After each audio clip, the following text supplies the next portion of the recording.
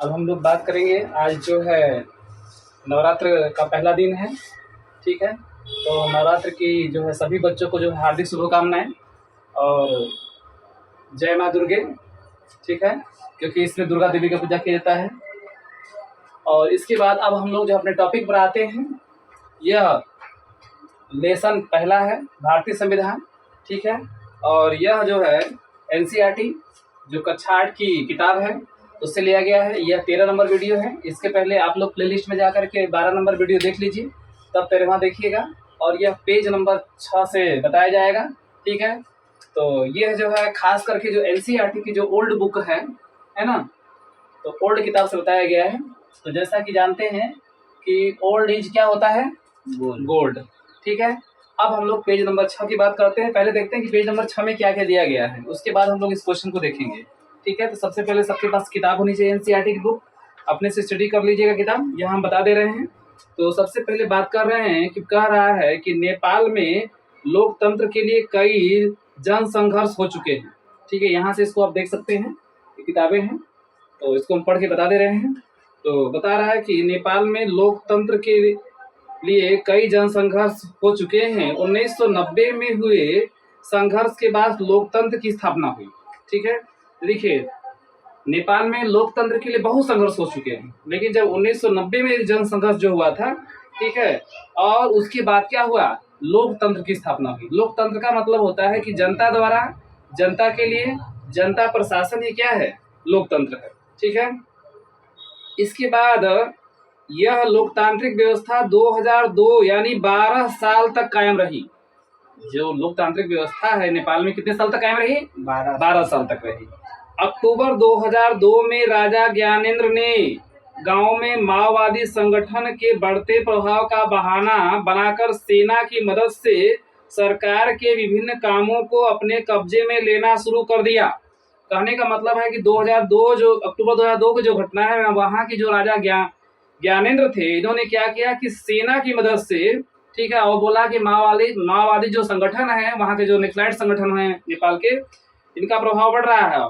और इसका एक बहाना बना करके इन्होंने क्या किया कि सरकार को क्या लिया, अपने कब्जे में ले लिया राजा ने, ठीक है। फरवरी 2005 में राजा ने शासन की बागडोर पूरी तरह अपने हाथ में ले ली। यानी कि प्रश्न बनेगा कि राजा ने शासन की बागडोर अपने हाथ में कब ली, तो फरवरी 2005 में ली। आगे बात करते हैं। आगे कह रहा है कि नवंबर 2005 में माओवादियों ने अन्य राजनीतिक दलों के साथ एक 12 सूत्री समझौते पर दस्तखत किए, ठीक है। तो नवंबर 2005 की घटना है, और नवंबर 2005 में क्या होता है कि जो माओवादी संगठन है वह 12 सूत्री जो कार्यक्रम होता है इस पर दस्तखत करते हैं, ठीक है। इसके बाद इस समझौते में आम लोगों में लोकतंत्र और अमन चैन बहाल होने की उम्मीद दिखाई दे रही थी, ठीक है। जब समझौता हुआ तो आम लोगों में लगा कि अमन चैन आएगा, ठीक है, और लग रहा था कि क्या होगा, इसमें लोकतंत्र की बहाल होगी। लोकतंत्र का मतलब जनता का शासन होगा, जनता के लिए, जनता द्वारा जनता के लिए शासन। लोकतंत्र के लिए चल रहा यह आंदोलन 2006 तक अपने शिखर पर पहुंच चुका था। जो आंदोलन हो रहा था ये 2006 तक यह अपने शिखर तक पहुंच चुका था। आगे है, आंदोलनकारियों ने राजा की ओर से दी गई छोटी मोटी रियासतों को नामंजूर कर दिया। जो आंदोलन लोग कर रहे थे, राजा ने जैसे छोटी मोटी जो रियासत दे रहे थे उसको उन्होंने क्या किया, नामंजूर कर दिया, ठीक है। इसके बाद तृतीय संसद बहाल करके राजनीतिक दलों को सरकार बनाने का मौका देना पड़ा। इसके बाद संसद की बहाली हुई और राजनीतिक दलों को किया गया कि तुम क्या कर सकते हो, सरकार बना सकते हो। 2007 में नेपाल ने अंतरिम संविधान बनाया। प्रश्न बनता है कि नेपाल ने अंतरिम संविधान कब बनाया, 2007 में बनाया, और उसके मुताबिक शासन चलाया, है ना। जैसे अंतरिम जो संविधान बनाया तो शासन किससे चलेगा, संविधान के साथ। जैसे भारत का संविधान से भारत का शासन चलता है, उस तरह से नेपाल के लिए संविधान बनाया गया और नेपाल के संविधान से नेपाल का शासन चलेगा, ठीक है। समझ में आया जी। लोकतंत्र में 2006 में लोकतंत्र की मांग को लेकर के चलने वाले जनतांत्रिक आंदोलन का दृश्य ऊपर के चित्रों में दिखाया गया है। कैसे लोग आंदोलन कर रहे हैं, ठीक है। यहाँ से आंदोलन के लिए दृश्य देख सकते हैं, ये चित्र है, दिखाई दे रहा है, ठीक है, आंदोलन के लिए बताया गया है। अब जो है आगे बात करते हैं। इसमें कह रहा है कि इन बातों का क्या मतलब, यह समझने के लिए आइए दो बिल्कुल अलग अलग परिस्थितियों पर गौर करें। ठीक है, दोनों घटनाएं भारत की उत्तर पश्चिम सीमा पर स्थित नेपाल के ताजा इतिहास की घटना है। समाचार पत्रों के माध्यम से ऊपर दी गई खबर में बताया गया है कि नेपाल के लोगों ने हाल ही में एक अंतरिम संविधान की मंजूरी दी। उसमें घटना बता रहा है कि नेपाल के लोगों ने हाल ही में अंतिम संविधान की क्या दी, मंजूरी दी। ठीक है, इसमें भी देखिए वर्तमान समय में ही नेपाल में बहुत विवाद चल रहा है। ठीक है, नेपाल में भी इसमें तख्तापलट की स्थिति आ गई है, विवाद चल रहा है। अब आगे बात करते हैं कि सवाल यह उठता है कि जब नेपाल में पहले से ही संविधान था तो उसे नए संविधान की जरूरत क्यों पड़ी। प्रश्न बनता है कि नेपाल में जब पहले से ही संविधान था, इस समय नए संविधान की जरूरत क्यों पड़ी। ठीक है, अब इसके विषय में बता रहा है कि कुछ समय पहले तक नेपाल में एक राजतंत्र था। वहां का शासक कौन था, राजा था। 1990 में बने नेपाल के पिछला संविधान इस सिद्धांत पर आधारित था कि शासन की सर्वोच्च सत्ता जो है राजा के पास रही। असल में हुआ क्या कि 1990 में जो संविधान बना था उसमें बताया गया था कि शासन की सर्वोच्च सत्ता किसके पास होनी चाहिए, राजा के पास दिया गया था। लेकिन लोकतंत्र क्या कहता है, लोकतंत्र कहता है कि शासन की सर्वोच्च सत्ता किसके पास होनी चाहिए, जनता के पास होनी चाहिए, है ना। क्योंकि लोकतंत्र की परिभाषा में बात निहित है कि जनता द्वारा जनता के लिए जनता पर शासन होना चाहिए। ठीक है, लेकिन यहाँ पर राजा का शासन दिया गया है, इसलिए फिर से संविधान की क्या करी, जरूरत पड़ी, क्योंकि वह संविधान राजा के मुताबिक था। और संविधान कैसा होना चाहिए, जनता के मुताबिक। किसके मुताबिक होना चाहिए, जनता के मुताबिक। नेपाल के लोग कई दशक से लोकतंत्र का स्थापना के लिए आंदोलन करते चले जा रहे थे। इसी संघर्ष के फलस्वरूप 2006 में आखिरकार उन्हें राजा की सत्ता को खत्म करने में कामयाबी मिली। 2006 में जो है जो राजा की सत्ता थी क्या हो गई, खत्म हो गई, उसमें कामयाबी मिल गई। और इसके लिए उन्हें एक नया संविधान चाहिए, है ना। जब राजा की सत्ता खत्म हो गई तो क्या चाहिए, नया संविधान चाहिए।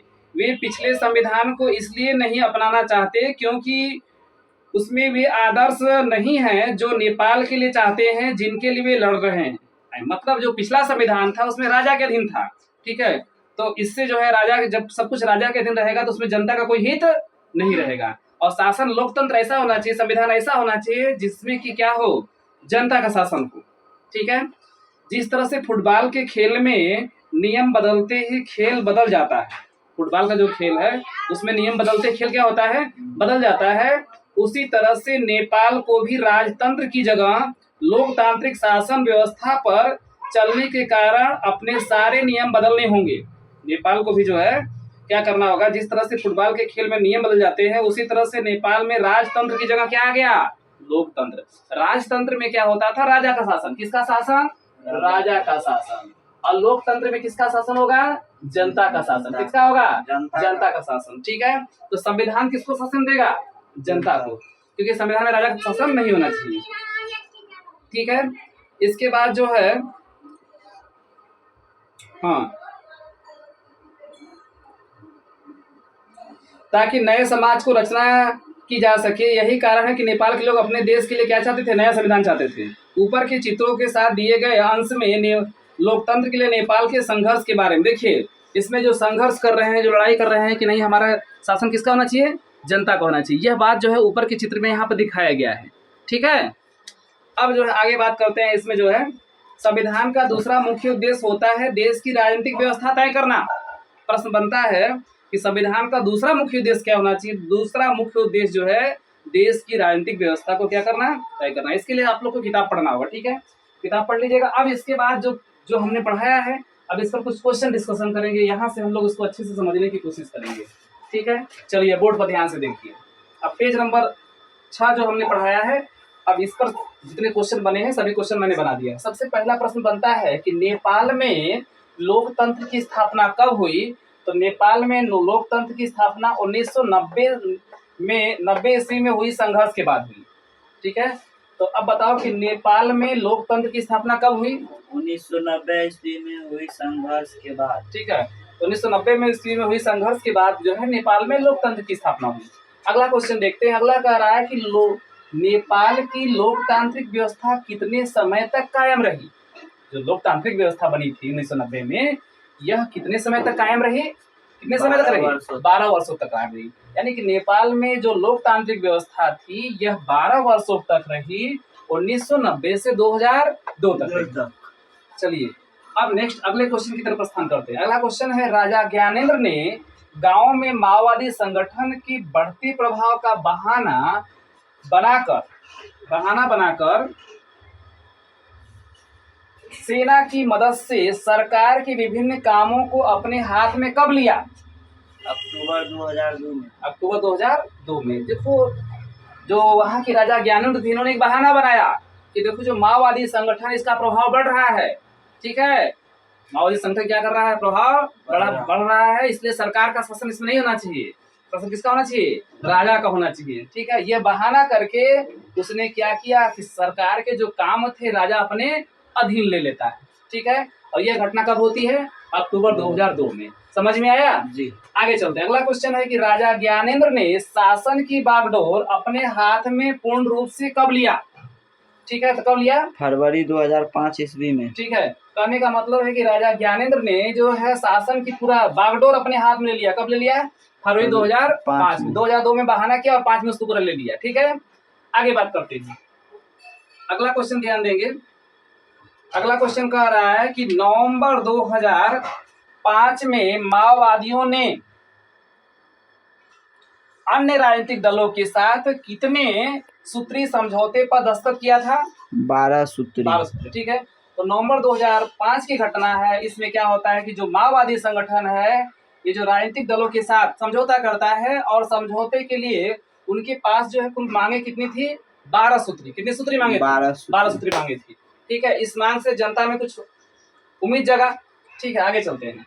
अगला है, लोकतंत्र के लिए चल रहा यह आंदोलन कब तक अपने शिखर तक पहुंच चुका था? 2006 में 6 तक पहुंच चुका था। ठीक है, क्योंकि 6 के बाद क्या बन जाता है? 7 में क्या बन जाता है? नेपाल का संविधान बनता है। 6 तक जो है ये चलता है, अपने शिखर पर रहता है। ठीक है, आगे चलते हैं। आंदोलनकारियों ने राजा की ओर से दी गई छोटी मोटी रियासतों को नामंजूर कर दिया और आखिरकार कब राजा को तृतीय संसद बहाल करके राजनीतिक दलों को सरकार बनाने का मौका देना पड़ा? कब देना पड़ा? अप्रैल 2006 में दिया गया कि सरकार अब बना सकते हैं। ठीक है, अब 8वां क्वेश्चन देखते हैं। 8वां क्वेश्चन है कि नेपाल में अंतरिम संविधान कब बनाया गया? 2007 में। ठीक है, क्योंकि 6 तक सब कुछ काम हो गया ओके, और 7 में क्या हो गया? उसका संविधान बन गया। 1990 में बना नेपाल।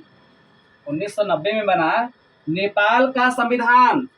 संविधान के सिद्धांत के आधार पर सत्ता किसके पास होगी? राजा के पास। क्योंकि 1990 में भी संविधान बना हुआ था, लेकिन 90 के संविधान में एक कमी थी कि सत्ता किसके पास होगी? राजा के पास। लेकिन संविधान कैसा बनना चाहिए? सत्ता किसका होना चाहिए? जनता का होना चाहिए। किसका होना चाहिए?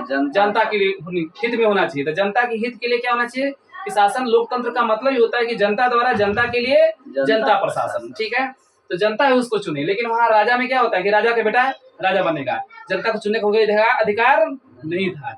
लेकिन अब जब लोकतंत्र आ गया तो कोई भी देश का प्रधानमंत्री चुनना है तो किसके हाथ में है? जनता के हाथ में है, चुनाव के माध्यम से। किसके माध्यम से? चुनाव के माध्यम से। चलिए आगे देखते हैं।